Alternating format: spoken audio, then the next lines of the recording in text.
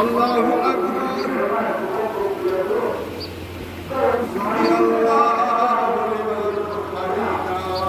আল্লাহু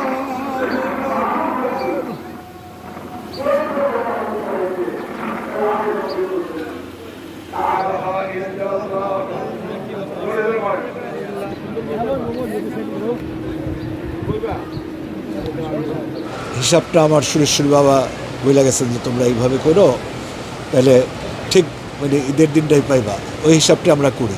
পুরে প্রায় 50টা গ্রামে আমাদের ঈদের জামাত অনুষ্ঠিত, আমাদের সাথে একই সাথে বাবা সুরেশ্বরের অনুসারী যারা, তারা বিভিন্ন জায়গায় অনুষ্ঠিত করে। এই দরবার একটা ঐতিহ্যবাহী দরবার, তো সুরেশ্বরী যে হিসাবটা দিয়ে গেছে ওইটা অনুযায়ী হচ্ছে আপনার পুরো বিশ্বের সাথে একই দিনে ঈদটা হয়। লাগতেছে আমাদের মুর্শিদের সাথে, আমাদের বাবার সাথে যে আমরা ঈদ উদযাপন করলাম।